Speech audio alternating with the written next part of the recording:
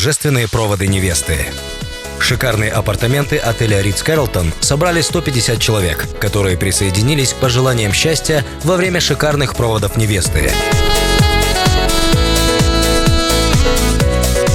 В современный стиль торжественной церемонии очень удачно были вписаны выступления шоу-балета «Райз»,